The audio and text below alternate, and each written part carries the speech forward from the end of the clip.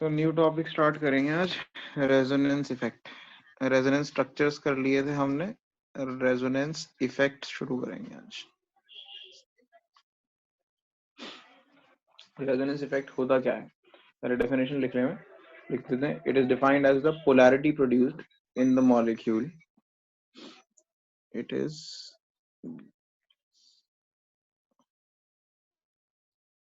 defined as the polarity produced in the molecule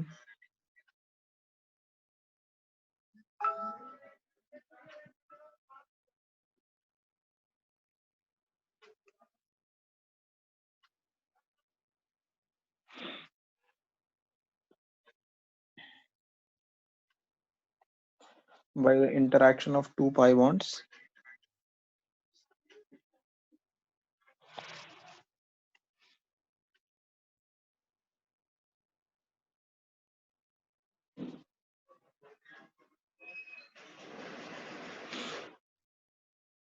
or between a pi bond and a lone pair of electron.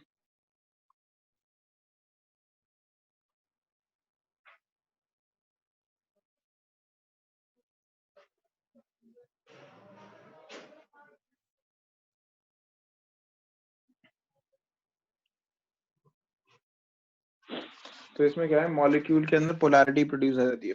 Polarity का मतलब positive negative charge produce हो जाता है। किस वजह से? दो पाई बॉन्ड्स के इंटरेक्शन की वजह से, या फिर एक पाई बॉन्ड और लोन पेयर ऑफ इलेक्ट्रॉन के इंटरेक्शन की वजह से। ठीक है, lone pair of electron present on adjacent atom.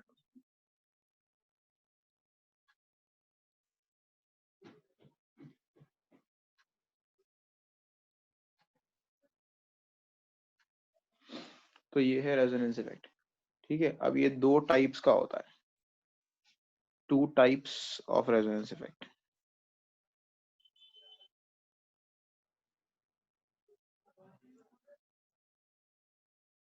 So what are the basic two types of resonance? एक होता है पॉजिटिव रेजोनेंस इफेक्ट, एक होता है नेगेटिव रेजोनेंस इफेक्ट। तो पहला इसके अंदर जो है वो है पॉजिटिव रेजोनेंस इफेक्ट, जिसको प्लस आर इफेक्ट भी बोलते हैं। पहले हम इसको डिटेल में एक्सप्लेन करेंगे और फिर उसके बाद देखेंगे नेगेटिव रेजोनेंस इफेक्ट क्या होता है। तो पॉजिटिव रेजोनेंस इफेक्ट क्या है?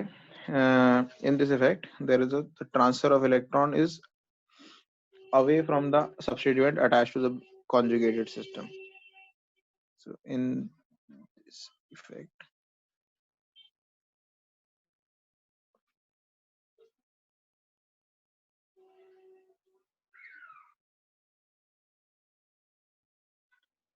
away from the substituent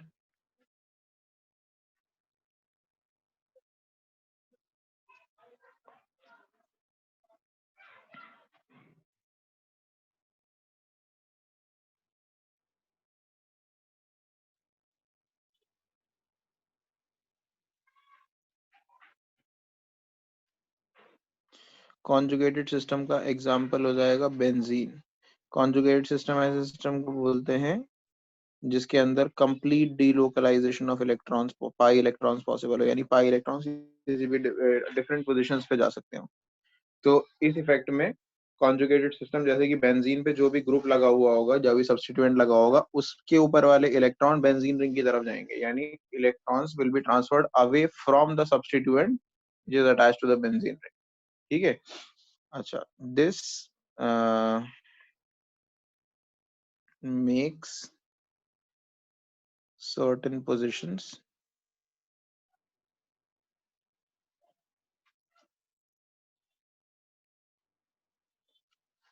in the conjugated system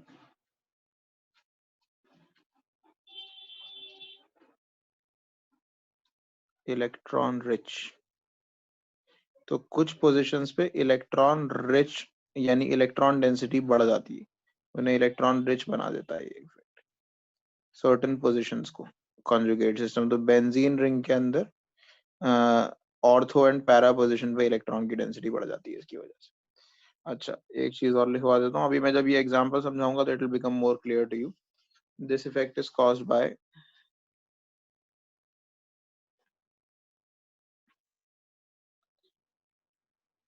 by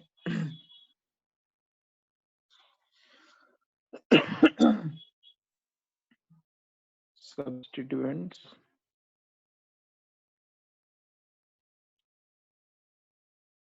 with unshared electron pair. Unshared electron pair on the atom attached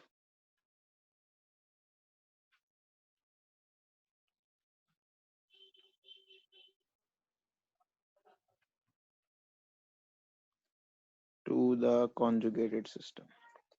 तो जो एटम कॉन्जुगेटेड सिस्टम ये बेंजीन रिंग पे जो अटैच्ड है उसके ऊपर लोन पेयर होना चाहिए, तब हो सकता है. ठीक है, एग्जाम्पल इसके हेलोजेंस. ऑल हेलोजेंस, हेलोजेंस को एक्स से रिप्रेजेंट करते हैं, आपको पता है इसके ऊपर 3 इलेक्ट्रॉन पेयर्स होते हैं. ठीक है, OH ग्रुप ऑक्सीजन के ऊपर ऑक्सीजन से अटैच होता है बेंजीन रिंग पे, 2 इलेक्ट्रॉन पेयर्स होते हैं.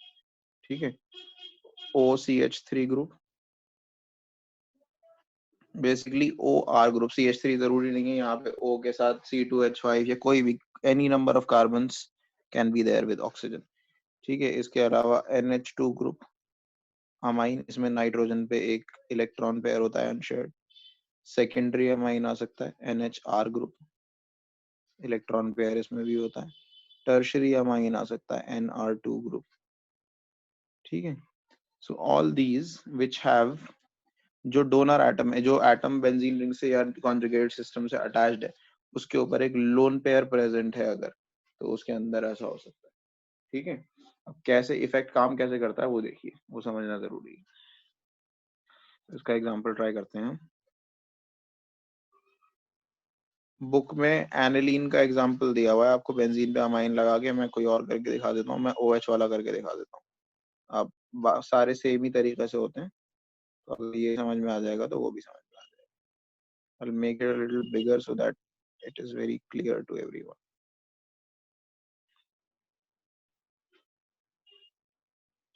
So there is an OH group attached to it. There are 2 electron pairs on oxygen.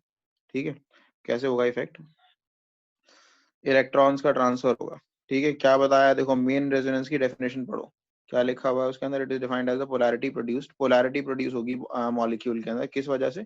Interaction of 2 pi bonds और between a pi bond and a lone pair. अभी हम जो interaction करेंगे वो pi bond और lone pair के बीच में इंटरेक्शन करेंगे. तो कैसे इंटरेक्शन होगा, देखो, ये जो लोन पेयर है ऑक्सीजन पे, ये यहाँ पर आ जाएगा और इस बॉन्ड को डबल बॉन्ड में कन्वर्ट कर देगा. ठीक है, ये जो O और बेंजीन के बीच में जो बॉन्ड है इसे डबल बॉन्ड में कन्वर्ट कर देगा. और जो ये डबल बॉन्ड है ये ट्रांसफर हो जाएगा अपने नेबरिंग एटम पे, तो ये डबल बॉन्ड लोन पेयर में कन्वर्ट हो जाएगा. ये वाला जो डबल बॉन्ड है, this double bond will get converted into a lone pair. ठीक है, so how will that happen, क्या स्ट्रक्चर बनेगा इससे?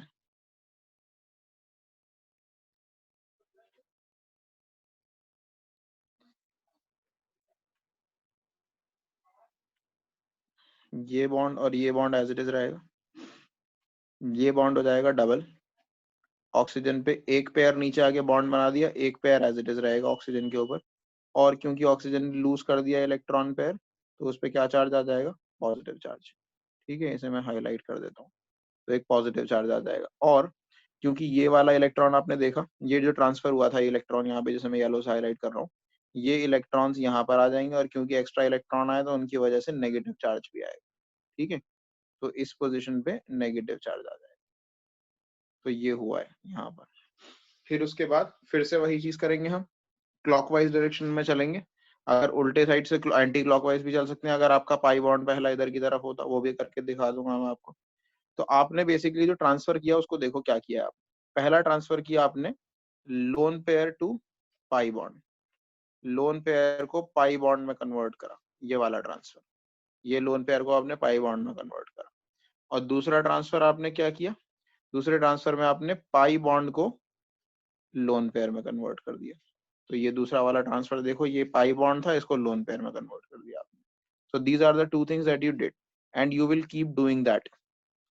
ठीक है, यही करते रहेंगे हम आगे भी। अभी फिर से यही चीज करेंगे, लोन पेयर को पाई बॉन्ड में कन्वर्ट करेंगे। पहले पहले ये करेंगे, लोन पेयर को पाई बॉन्ड में कन्वर्ट। तो ये वाला जो लोन पेयर अभी हमने बनाया, इसको हम यहाँ ले आएंगे और पाई बॉन्ड में कन्वर्ट कर देंगे।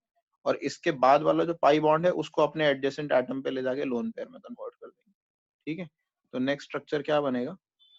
जो ऊपर डबल बॉन्डेड OH हो गया था, वो तो एज इट इज रहेगा।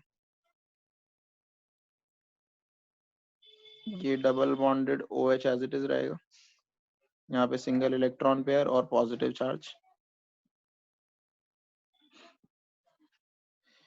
ये वाला बॉन्ड ऐसे ही रहेगा।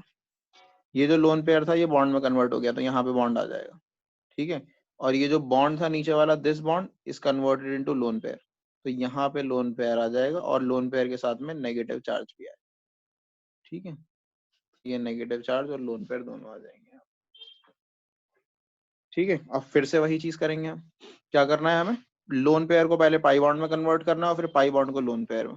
तो ये रहा lone pair. Again loan pair को नेबरिंग पाई बॉन्ड में कन्वर्ट कर देंगे और उसके बराबर वाले पाई बॉन्ड को लोन पेयर में कन्वर्ट कर देंगे एडजेसेंट एटम। तो फोर्थ स्ट्रक्चर बन जाएगा आपका ऐसे।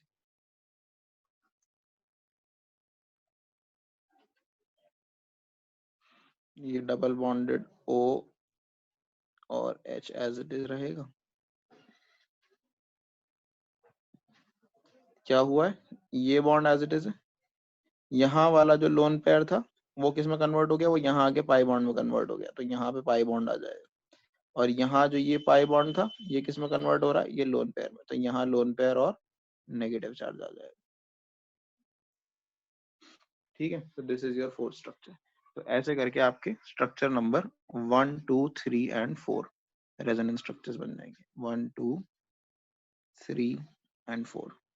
These are the 4 resonance structures. Now you can observe कि इस इफेक्ट की वजह से, जो मैंने ये वाली लाइन लिखवाई आपको यहाँ से, this makes certain positions in the conjugated system electron rich. तो ये सर्टेन पोजिशंस को इलेक्ट्रॉन रिच कर देती है कॉन्जुगेटेड सिस्टम में। सर्टेन पोजिशंस यहाँ पे ऑर्थो एंड पैरा पोजिशन है। देखो, पहले नेगेटिव चार्ज किस पे आया? ऑर्थो पोजिशन पे। कैसे बता रहे हैं हम ऑर्थो? फर्स्ट पे, अगर फर्स्ट पे बेंजीन रिंग है तो, और सेकंड पे ये है, तो क्या हुआ? ऑर्थो पोजिशन हो गई कि नहीं?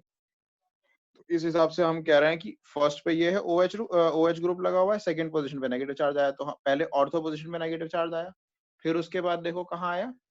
पैरा पोजीशन पे आया। ये रहा ना, इसके रिस्पेक्ट में देखनी है आपको, इसके रिस्पेक्ट में क्या है? Para position. और फिर दोबारा से किस पे आया? देखो, फिर दोबारा से ऑर्थो पे आया। तो ये ऑर्थो एंड पैरा पोजीशन पे इलेक्ट्रॉन डेंसिटी बढ़ा देती है या नेगेटिव चार्ज डेंसिटी बढ़ा देती है। ठीक है, तो हम यहाँ पे ये पॉइंट लिख भी सकते हैं। In case of benzene, electron density is increased at ortho and para, या आप अगर यहाँ आपने जगह नहीं छोड़ी है तो नीचे लिख लेना, ortho and para positions।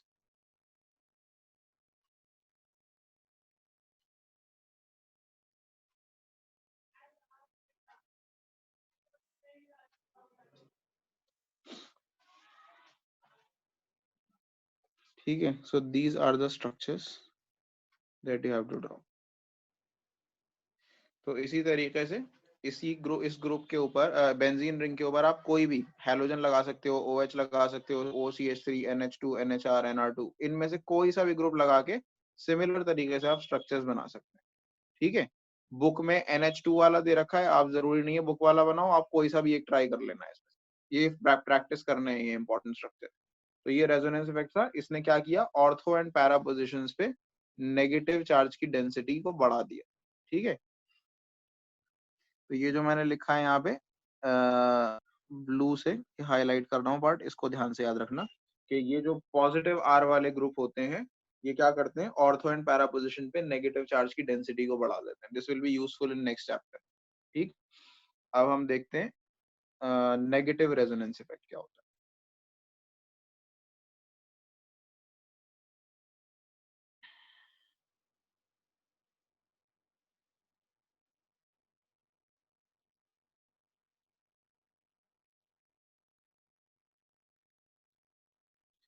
इसको माइनस आर इफेक्ट भी बोला जाता है।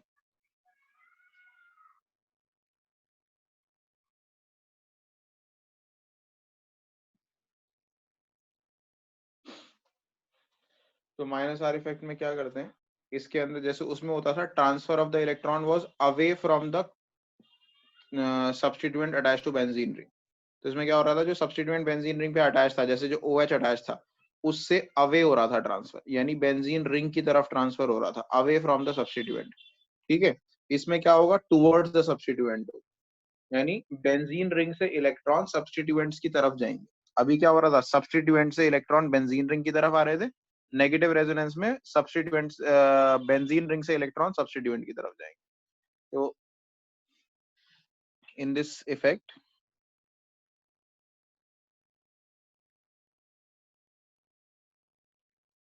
the transfer of electrons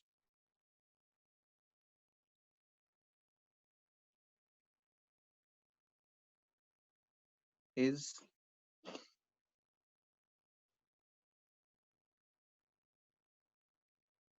away, sorry, is towards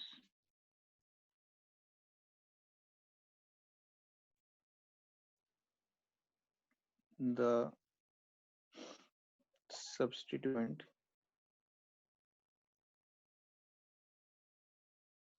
attached to a conjugated system.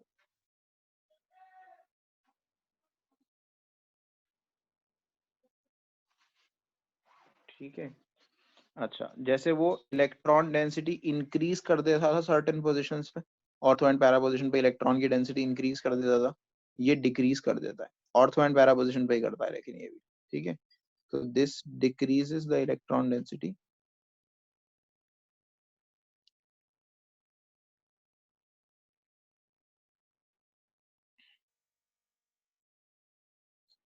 at certain positions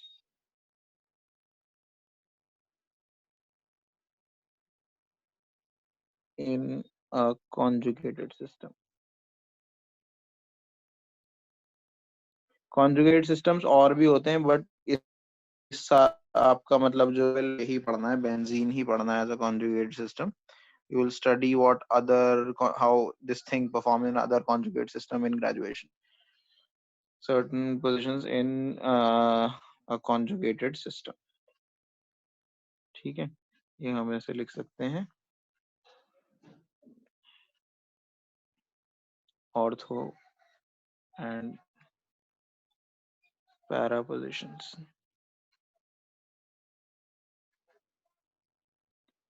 in benzene acquire positive charge.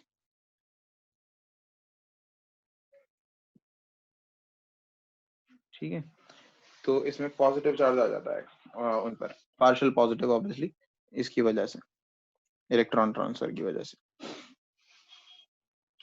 ठीक है, तो अच्छा, ये किस तरह के ग्रुप्स की वजह से होता है, कैसे ग्रुप्स नेगेटिव आर इफेक्ट करते हैं? This effect is caused by groups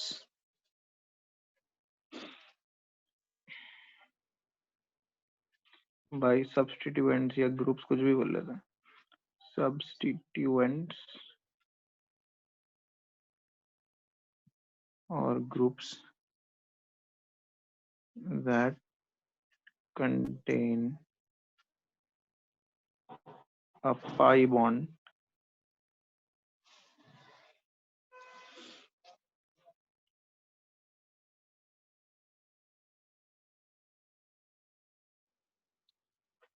with the atom attached to conjugated system। तो conjugated system से जो एटम अटैच्ड है उसके अंदर एक पाई बॉन्ड हो, मतलब वो पाई बॉन्ड बना रखा हो उसने किसी सेकंड एटम से। Example, this effect is caused bye groups like NO2 group, CHO group, ठीक है। COOH group, CO group ketone group जो होता है जैसे, उससे भी कॉज होता है। COOR एस्टर ग्रुप से भी कॉज होता है। ठीक है, इसके अलावा it is caused by CONH2 amide group से कॉज होता है। ठीक है, इसके अलावा it is also caused by acid halide groups और cyanide groups. The all of these groups cause this effect. मैंने थोड़ा गैप से इसलिए बनाया, मैं दिखाना चाहता हूँ क्यों ये सारे ग्रुप्स में क्या कॉमन है जिसकी वजह से ये माइनस आर इफेक्ट कॉज कर रहे हैं। So all these groups have one thing in common, if we draw their structure, तो जो मेन एटम जो बेंजीन रिंग से अटैच है, जैसे इस केस में nitrogen, it is double bonded to oxygen and there is then a single bond oxygen. तो ये जो चीज है ना, double bond to something, oxygen ही होता है मोस्ट केस में, लेकिन कोई भी चीज से जो मेन एटम है आपका जो बेंजीन रिंग से अटैच हो रहा है, वो ये एटम है नाइट्रोजन, ये किसी ना किसी एक एटम से डबल बॉन्डेड जरूर होगा, डबल या ट्रिपल बॉन्डेड। ठीक है, पाई बॉन्ड जरूर बना रखा होगा इसमें। तो ये ट्रेंड आप सब में देखोगे कॉमन। जैसे CHO को अगर आप बनाओगे तो CHO क्या होता है, C डबल बॉन्डेड O और H, ये होता है।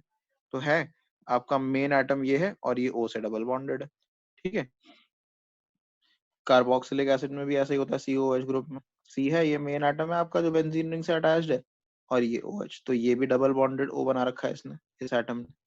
ठीक है, कीटोन के अंदर भी ऐसा होता है, ये एटम मान लो एक तरफ से बेंजीन से अटैच है, एक किसी से भी अटैच है, ये डबल बॉन्डेड O है इसके पास। ठीक है, अ,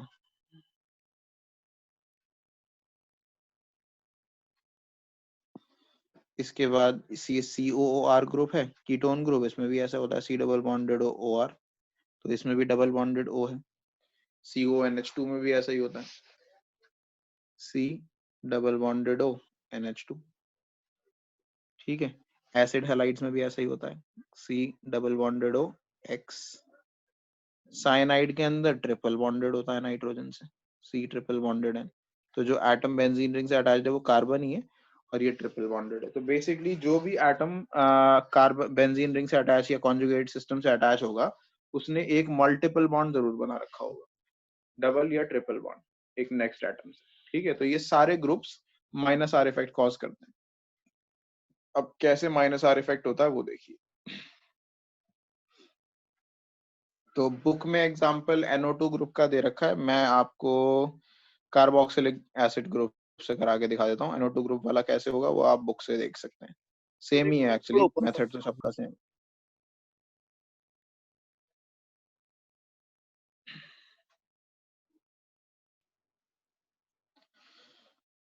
हाँ, तो ये इफेक्ट कैसे होता है,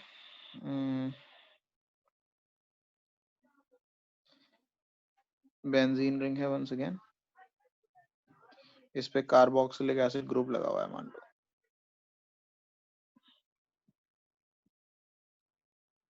कार्बोक्सिलिक एसिड ग्रुप है C double bonded O and OH। Double bonded O पे 2 इलेक्ट्रॉन पेयर्स होंगे, और ये भी, इसके ने भी 2 बॉन्ड्स बना रखे हैं, एक कार्बन से एक ऑक्सीजन हाइड्रोजन से, तो इस पे भी 2 इलेक्ट्रॉन्स होंगे। तो किस तरीके से होता है, जो इसकी डेफिनेशन है प्लस आर इफेक्ट की माइनस आर इफेक्ट की, उसके अंदर लिखा है the transfer of electron is towards the conjugated system. तो जो आपका कॉन्जुगेटेड सिस्टम है उसकी तरफ ट्रांसफर होता है इलेक्ट्रॉन्स। कैसे होता है, ये जो बेंजीन रिंग के पाई इलेक्ट्रॉन्स हैं, ये कॉन्जुगेटेड सिस्टम की तरफ जाएंगे, यानी ये डबल बॉन्ड बनाने में हेल्प करेंगे बेंजीन रिंग और कार्बोक्सिल ग्रुप के बीच में। और बैलेंस करने के लिए, क्योंकि अगर बॉन्ड डबल हो जाएगा तो इस कार्बन के 5 बॉन्ड्स हो जाएंगे, तो इसे बैलेंस करने के लिए ये इलेक्ट्रॉन जो है ये ऑक्सीजन पे ट्रांसफर हो जाएंगे। ठीक है, तो स्ट्रक्चर क्या बनेगा नया,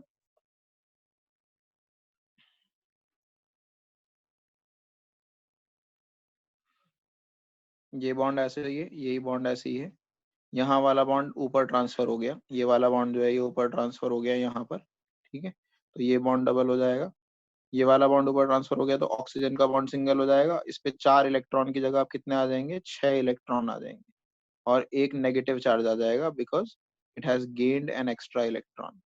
जो राइट पे OH था वो एज इट इज रहेगा, उसको कुछ नहीं होगा। ठीक है, और साथ में because this particular oxygen, this one has lost, this particular carbon sorry has lost a bond तो इसका ऑक्टेट अभी इनकम्प्लीट है, तो इसलिए इस पर क्या आएगा, इस पर एक पॉजिटिव चार्ज आ जाएगा। Yes sir. ठीक है, अब इसमें अगला ट्रांसफर कैसे करेंगे हम, इसके अंदर होता है, जैसे मैंने जो बताए थे, दो तरीके होते हैं, एक होता है पाई बॉन्ड्स के बीच में इंटरेक्शन, और एक होता है पाई बॉन्ड और लोन पेयर के बीच में। तो पिछले वाले केस में हमारा पाई बॉन्ड लोन पेयर के बीच में इंटरेक्शन था, यहाँ पे इंटरेक्शन सिर्फ पाई बॉन्ड्स के बीच में होता है। तो अब क्या होगा, नेक्स्ट स्टेप में ये वाला पाई बॉन्ड यहाँ ट्रांसफर हो जाएगा, बॉन्ड टू बॉन्ड ट्रांसफर होगा, बॉन्ड टू एटम नहीं होगा। बस पहले केस में हो गया ये एक ट्रांसफर हो गया बॉन्ड टू एटम, ये वाला ट्रांसफर भी बॉन्ड से बॉन्ड पे था, सिर्फ एक ट्रांसफर हुआ बॉन्ड से एटम। इसके बाद कोई ट्रांसफर बॉन्ड से एटम पे नहीं होगा, सारे ट्रांसफर बॉन्ड टू बॉन्ड होंगे। एक पाई बॉन्ड दूसरे सिग्मा बॉन्ड को पे जाएगा और उसे पाई बॉन्ड में कन्वर्ट कर देगा। तो बेसिकली क्या बनेगा नेक्स्ट स्ट्रक्चर,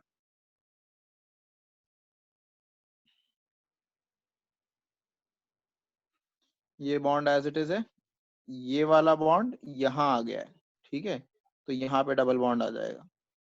ऊपर वाली सिचुएशन जैसे हमने कर दी थी वैसे ही रहेगी, उसको कुछ नहीं करना है आपको। सी सिंगल बॉन्डेड ओ, इस पे 6 इलेक्ट्रॉन्स और एक नेगेटिव चार्ज, और ये OH भी एज इट इज। अब पॉजिटिव चार्ज कहाँ शिफ्ट हो जाएगा, क्योंकि ये बॉन्ड, अब ये वाला एटम ऐसा है जिसका ऑक्टेट पूरा नहीं है, दिस पर्टिकुलर एटम, तो इस पे आ जाएगा पॉजिटिव चार्ज।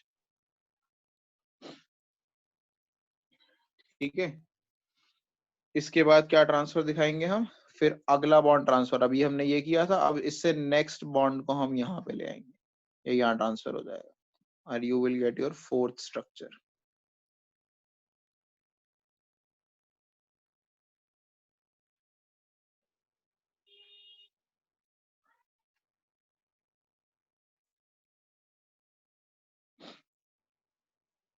तो ये एज इट इज रहेगा, यहाँ वाला बॉन्ड यहाँ आ गया है, ठीक है, तो ये यहाँ पे डबल हो जाएगा।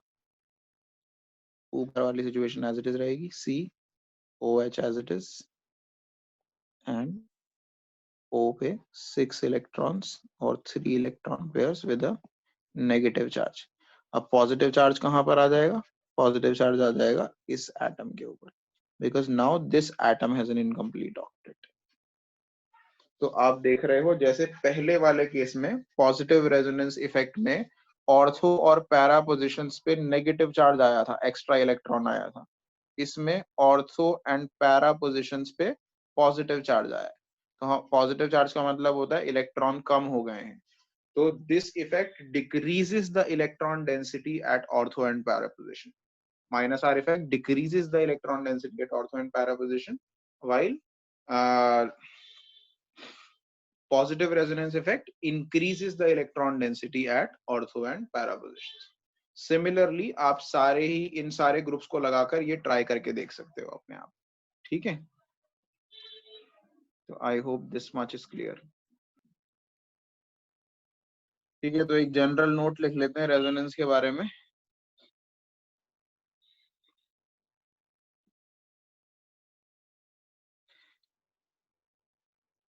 Resonance effect is a stabilizing interaction.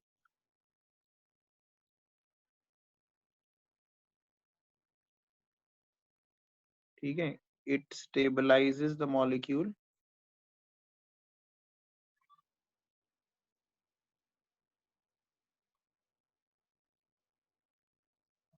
by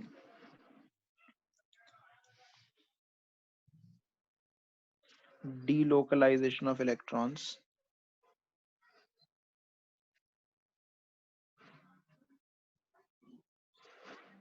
on a conjugated system.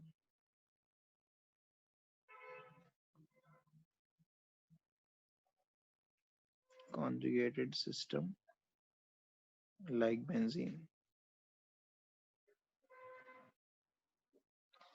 ठीक है, तो बेसिकली ये मॉलिक्यूल्स को स्टेबलाइज करता है या उनकी और प्रॉपर्टीज को भी चेंज करता है। फॉर एग्जांपल एक बहुत अच्छा सा एग्जांपल देते हैं, जैसे एनिलीन, अभी हमने फिनॉल का वो बनाया था स्ट्रक्चर, अभी हम एनिलीन का अगर बनाएंगे एनिलीन जो है वो ऐसा होगा, NH2 ग्रुप लगा हुआ है इसमें, NH2 ग्रुप। ठीक है, आपको पता है NH3 एक बेस होता है क्योंकि इसके ऊपर एक लोन पेयर है, ये लुईस बेस होता है। ठीक है, it is a Lewis base, why? Because it has a lone pair on it. अब अगर इसमें से H हटाकर हम H2 कर दें ऐसे और यहाँ पे एक CH3 ग्रुप लगा दें, CH3 ग्रुप जो है वो इलेक्ट्रॉन डोनेटिंग होता है नेचर में, तो ये इलेक्ट्रॉन डोनेट करके इस इलेक्ट्रॉन की डेंसिटी को, जो लोन पेयर है उसकी डेंसिटी को बढ़ा देगा, जिसकी वजह से it will become a stronger base. So methyl amine जो है ये अमोनिया के कंपैरिजन में ज्यादा स्ट्रॉन्ग बेस होगा। अगर आप अमोनिया से कंपेयर करोगे तो लोन पेयर की डेंसिटी मिथाइल ग्रुप लगाने से बढ़ जाएगी and it will be a stronger base. But अगर हम बेंजीन रिंग लगा दें NH2 पे, बेंजीन रिंग क्या करता है, रेजोनेंस की वजह से ये लोन पेयर आ जाएगा नीचे यहाँ पर, फिर ये जाएगा यहाँ, तो ये जो लोन पेयर था टेम्परेली इस पे पॉजिटिव चार्ज आ जाएगा, लोन पेयर यहाँ आएगा ऑर्थो पोजिशन पे, फिर आएगा पैरा पोजिशन पे, फिर से आएगा ऑर्थो पोजिशन पे। तो लोन पेयर एक जगह NH2 पे जो इसमें रह रहा था यहाँ पर, एक जगह जो कॉन्सेंट्रेटेड था, वो कॉन्सेंट्रेटेड होने की जगह या लोकलाइज्ड होने की जगह डीलोकलाइज हो जाएगा। कभी वो यहाँ होगा, कभी वो यहाँ होगा, कभी वो पैरा पोजिशन पे होगा, कभी वो फिर से ऑर्थो पोजिशन पे होगा। तो उसकी पोजिशन क्योंकि चेंज होती रहेगी वो डीलोकलाइज हो जाएगा, तो it will be less available for an acid. ठीक है, it will be less available for an acid and therefore aniline will be a weaker base compared to ammonia। तो बेसिकली कहने का मतलब ये है कि रेजोनेंस की वजह से इलेक्ट्रॉन्स का डीलोकलाइजेशन हो जाता है, जिसकी वजह से मॉलिक्यूल्स की स्टेबिलिटी बढ़ जाती है। इस केस में एनिलीन की स्टेबिलिटी बढ़ने की वजह से वो लेस बेसिक हो रहा है अमोनिया से। तो अमोनिया पेरेंट मॉलिक्यूल है, इसके अंदर अगर आप CH3 ग्रुप लगाओगे तो बेसिसिटी बढ़ रही है, it is becoming a stronger base. ठीक है, अगेन लेकिन अगर आप इसके अंदर बेंजीन रिंग लगा रहे हो तो बेसिसिटी घट रही है, it is becoming a weaker base. Why? Because this benzene ring is taking these electrons and spreading it over ortho and para positions, delocalizing it all over ortho and para positions, जिसकी वजह से वो electron जो है acid के लिए less available होंगे। तो नेक्स्ट टॉपिक इसके बाद स्टार्ट करते हैं, हाइपर कॉन्जुगेशन।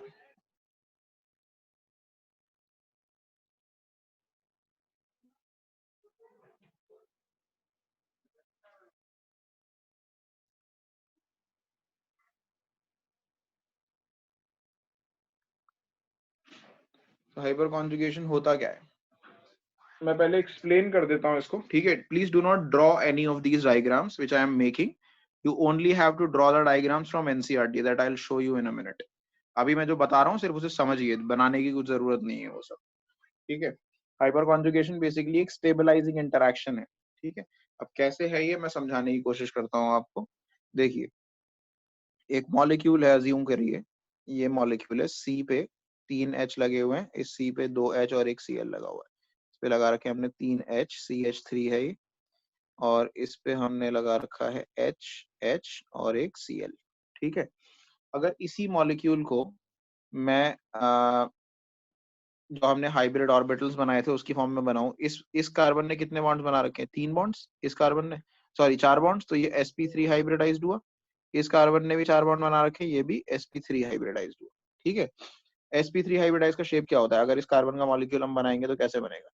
ये कार्बन है, ठीक है, इसने, ये रहा एक ऑर्बिटल इसका, ये इसका नेगेटिव लोब आ गया, ये रहा एक ऑर्बिटल, ये नेगेटिव लोब आ गया, ये दूसरा ऑर्बिटल, ये उसका नेगेटिव लोब आ गया, ये तीसरा ऑर्बिटल इसका नेगेटिव लोब आ गया, और ये चौथा ऑर्बिटल ये इसका नेगेटिव लोब आ गया।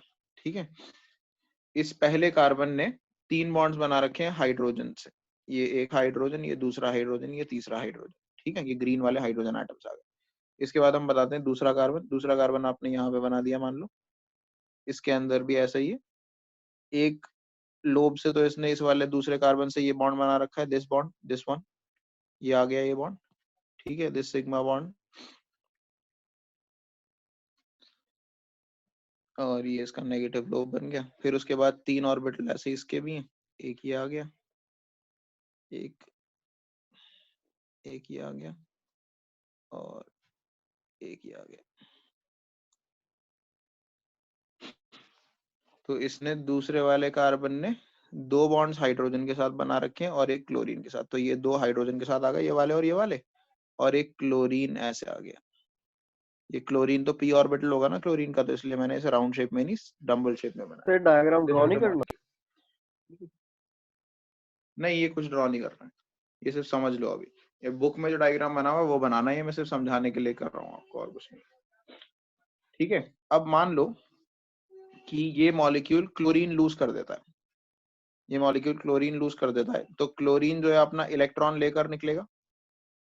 तो यहाँ पे क्या सिचुएशन बचेगी, कि CH3 यहाँ से क्लोरीन लूज हो गया तो C पे पॉजिटिव चार्ज बच जाएगा, इस C पे यहाँ पे पॉजिटिव चार्ज बच जाएगा। ठीक है, अब यही चीज हम इस डायग्राम में कैसे दिखाएंगे, इस डायग्राम के अंदर हम कैसे दिखाएंगे, इसको मैं पूरा दोबारा ड्रॉ नहीं कर रहा, लेट्स कॉपी इट।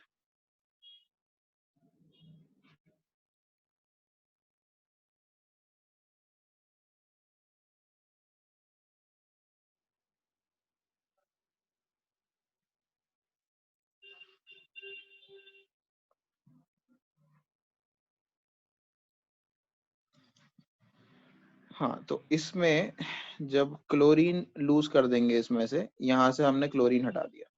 अब जैसे ही आप क्लोरीन हटाओगे, ये ऑर्बिटल एम्प्टी हो गया ना, क्लोरीन हटाने की वजह से ये वाला ऑर्बिटल एम्प्टी हो गया। अब जब एम्प्टी ऑर्बिटल हो गया, एम्प्टी ऑर्बिटल हाइब्रिडाइज थोड़ी रहता है, तो हाइब्रिडाइज नहीं रहता तो फिर ये भी नहीं होगा कि इसका एक लोब बड़ा और एक लोब छोटा।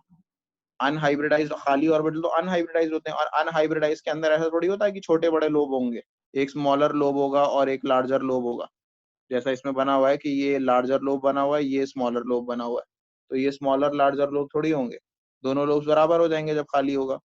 तो अभी हम क्या करेंगे, इसके दोनों लोब्स को बराबर करके ऐसे बना देंगे। एम्प्टी ऑर्बिटल के लोब्स हैं, इनको मैं हाईलाइट भी कर दूंगा, ये आपके एम्प्टी ऑर्बिटल आ गए पी के।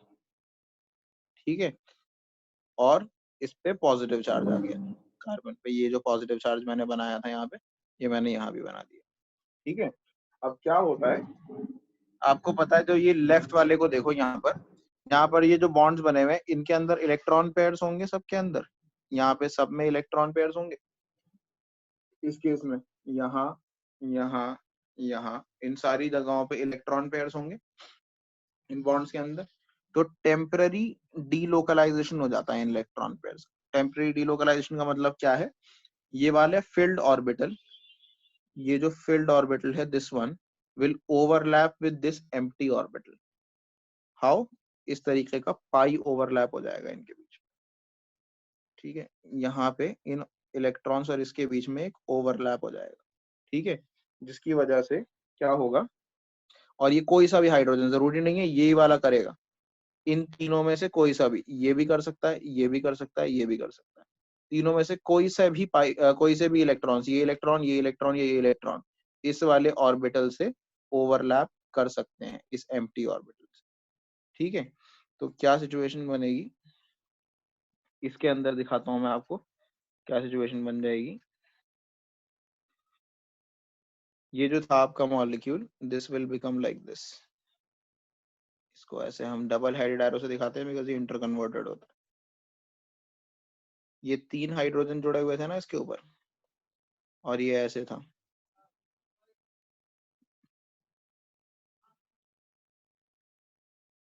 ये पॉजिटिव चार्ज ऐसे था।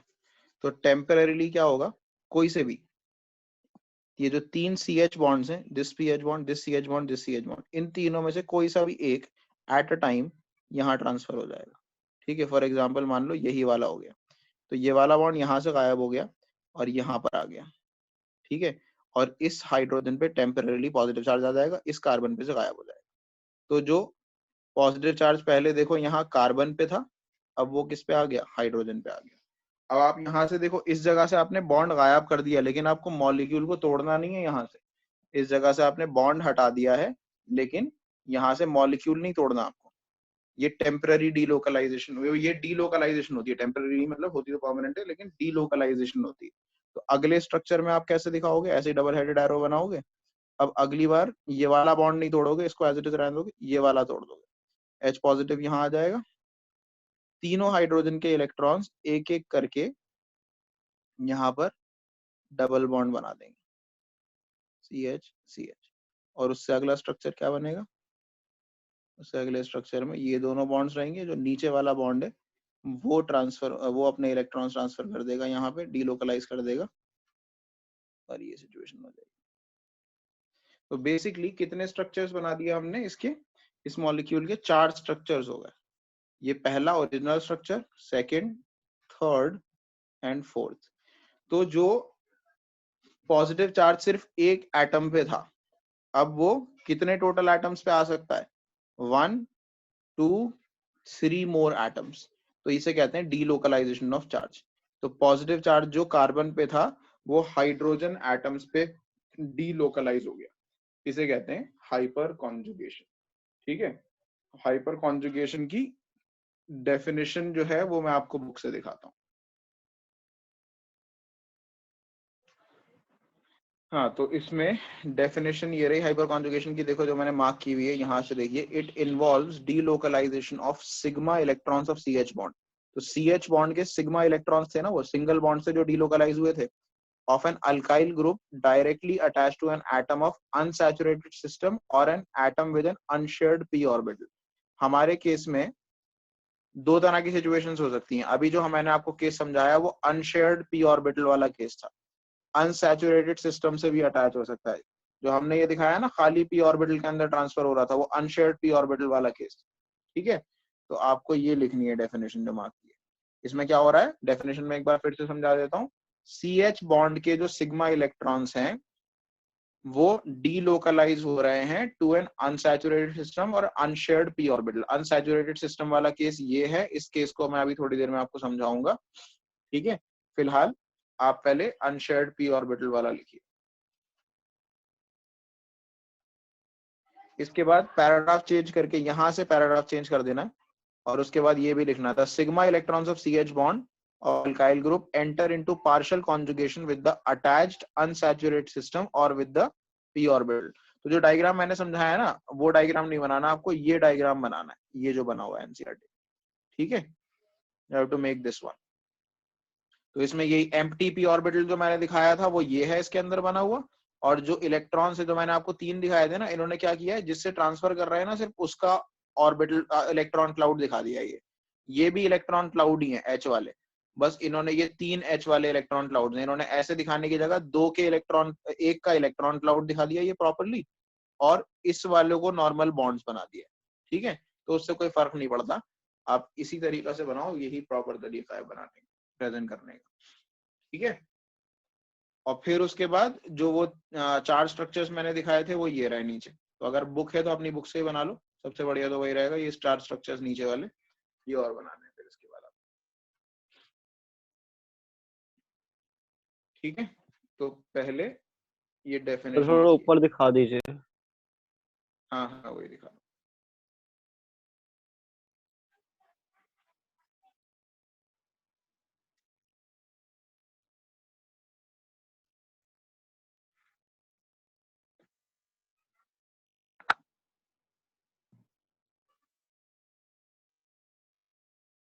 सब लोग ये वाले स्ट्रक्चर्स बना लीजिएगा इसके बाद। ठीक है, जो आपको अभी समझाया मैंने। ठीक है, ये बना लिए हैं, तो फिर मूव करते हैं इसके अगले पार्ट पे। देखो ये पैराग्राफ देखो जो लिखा हुआ है NCERT के अंदर ऊपर, लुक एट दिस पैराग्राफ। अब देखो जो CH3 ग्रुप लगा हुआ था, बेसिकली सिचुएशन ये थी, ये था CH3 CH2 पॉजिटिव। तो ये जो पॉजिटिव चार्ज था यहाँ पे, ये इस CH3 के 3 एटम्स पे डीलोकलाइज हुआ था, राइट। 3 डीलोकलाइज हुआ, लेकिन अगर इस पे एक देते हैं और इससे सर सेकेंडरी कार्बन बना देते हैं, CH3 CH। अब कितनी डीलोकल होगा। हाँ मेरा बोलो। सर आपकी वॉइस ब्रेक हो रही है।